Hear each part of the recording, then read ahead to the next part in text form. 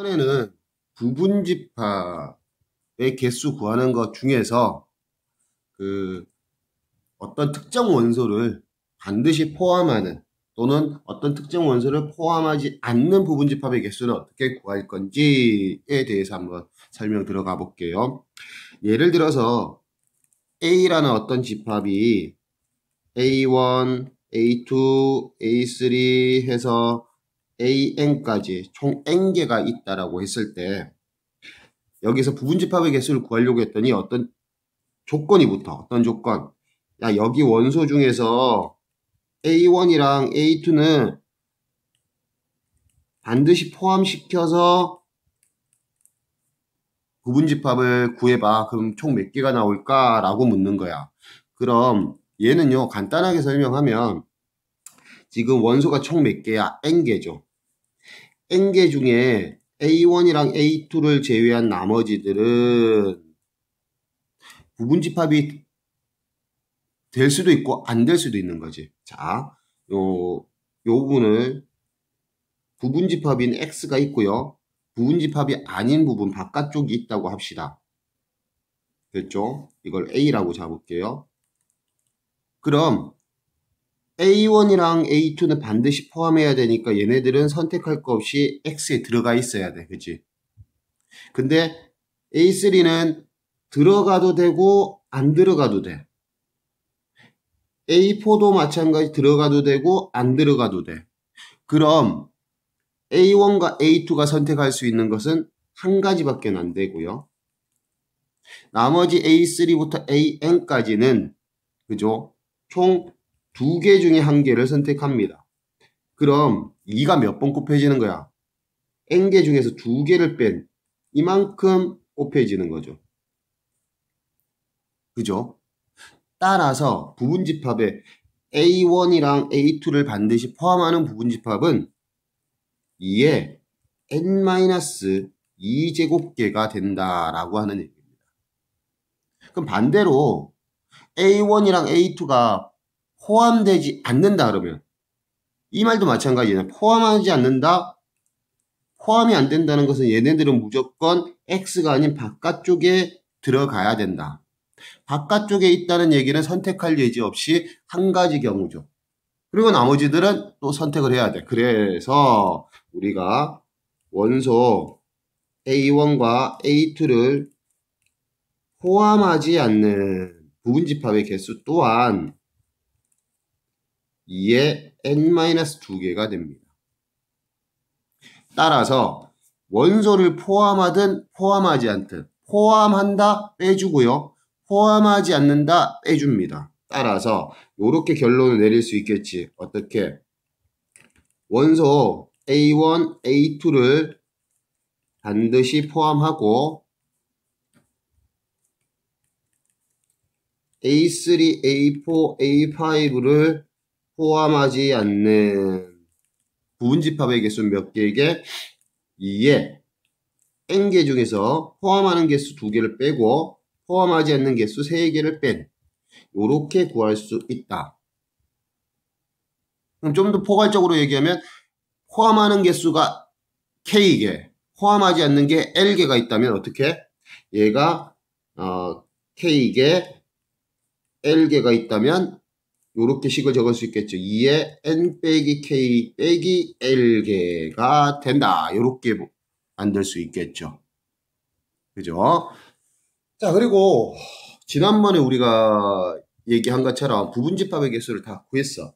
그리고 나면 부분집합에 대해서 배웠기 때문에 어떤 집합 안에 부분집합이 되는지 원소가 되는지 구별할 줄 알아야 되죠. 그런 문제가 좀 자주 나온단 말이야. 근데 이걸 헷갈려하는 친구들이 많아서 좀 초등학생처럼 한번 설명을 들어가 볼게요.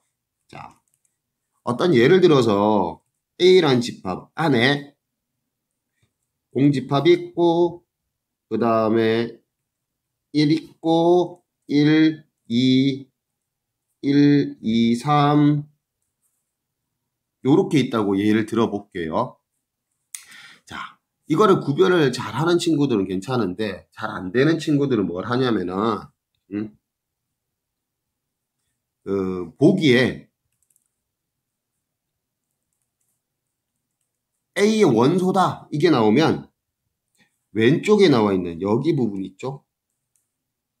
얘랑 집합 A의 중괄호를 제외한 원소들이랑 비교해서 똑같은 게 있는지 없는지 확인하는 겁니다. 자, 우선은 A 집합의 원소만 적어볼게요. 원소를 찾는 방법은 어떻게 해요?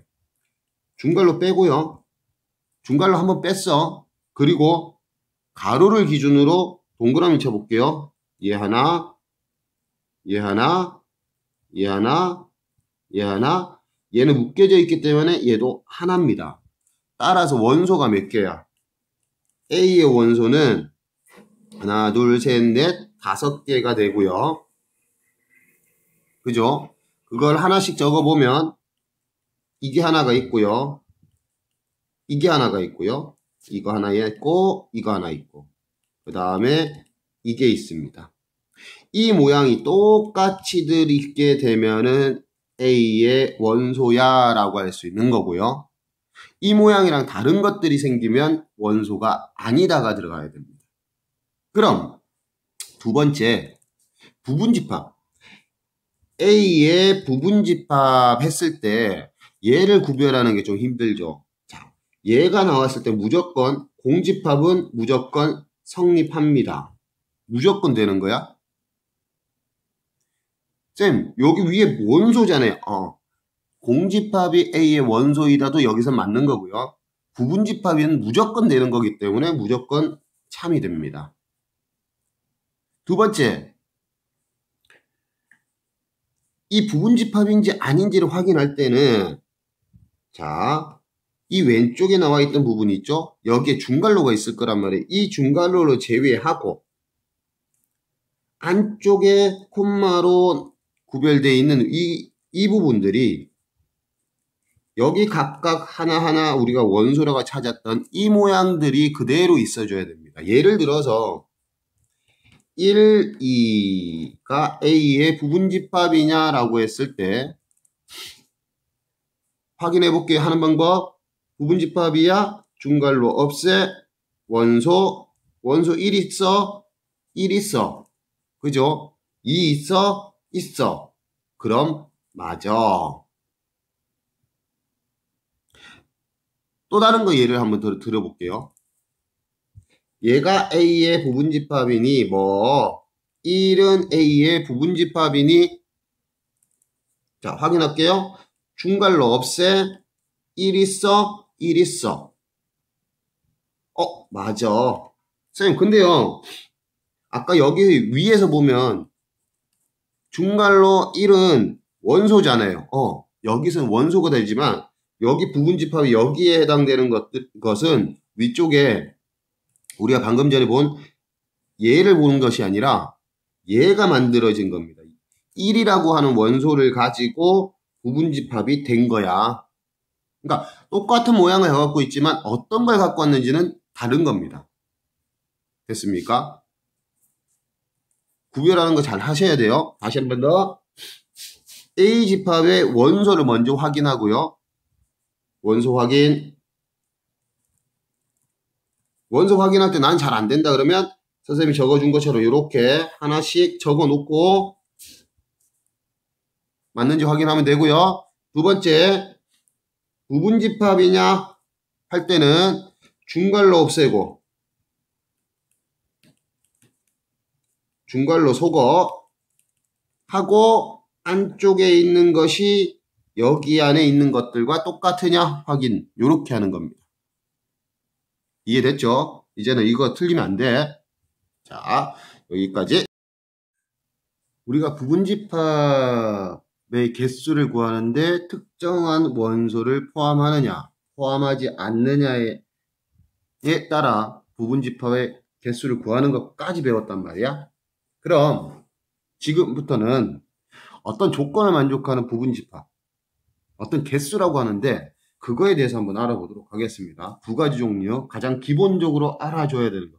기본적으로 알아줘야 된다라고 하는 거는 그만큼 중요하다는 거겠지. 자, 우리는 지금 현재 개념 정리를 하고 있는 거기 때문에 그 개념에 따라 어떻게 문제를 적용하는지를 보는 거야. 자, 그럼 예를 한번 들어볼게요. A라는 집합이 1, 2를 가지고 있고 B라는 집합이 1, 2, 3, 4, 5를 가지고 있을 때 이 조건을 만족하는데 어떤 조건?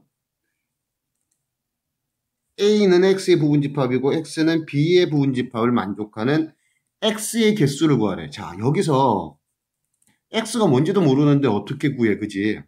자, 우리가 배웠던 부분집합의 이론 한번 볼게요. A는 X의 부분집합이야.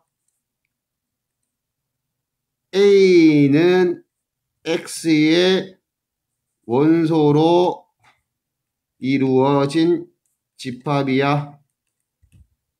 그죠? 다르게 따지면 X 입장에서 보면 얘는요. X는 A의 원소를 반드시 포함하고 있어. 왜? X의 원소로 A를 만들었다는 거는 A를 알면 A의 원소들은 X에 있던 거구나. 그죠? 그래서 여기서 중요한 거는 A의 원소를 반드시 포함한다. 그 다음 두 번째는 여기죠.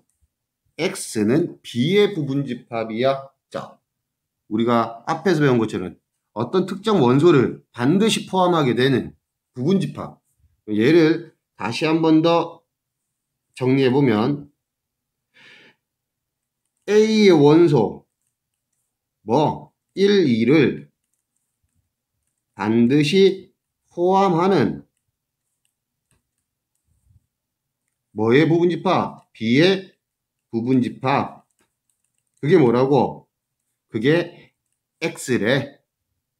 그 X의 개수는 했으니까 뭘 찾는다? B의 부분집합 중에 원소 1, 2를 반드시 포함하는 부분집합을 찾아라. 몇 개냐? 원소를 반드시 포함한다 그러면 어떻게 하랬어? 걔네들은 결정권이 없기 때문에 빼고 나머지 결정권이 있는 얘들 2의 세제곱계야. 요렇게 되겠죠. 됐습니까? 이 조건은 출제율이 높기 때문에 해석을 어떻게 하는지 정확하게 알고 계시는 게 좋습니다. 자, 그 다음 시험에 또 잘 나오는 건데 적어도 하나. 자, 여기서 적어도 하나를 포함이라는 조건이 있는 문제들이 있어. 얘는 뭐냐? 하나 이상 포함한다라는 겁니다. 하나 이상 포함한다는 거 한 개, 두 개, 세 개, 네 개 이것들을 다 찾으라는 거죠. 얘는 한 개도, 두 개도, 세 개도, 네 개도 다 찾으라는 거야. 너무 많아. 그래서 전체 중에서 한 개 이상이니까 얘 반대되는 우리가 중학교 2학년 확률할 때 여사건이라고 하는 걸 배웠습니다. 반대로 생각하는 거야. 적어도 하나를 포함한다. 이것은 모두 포함하지 않는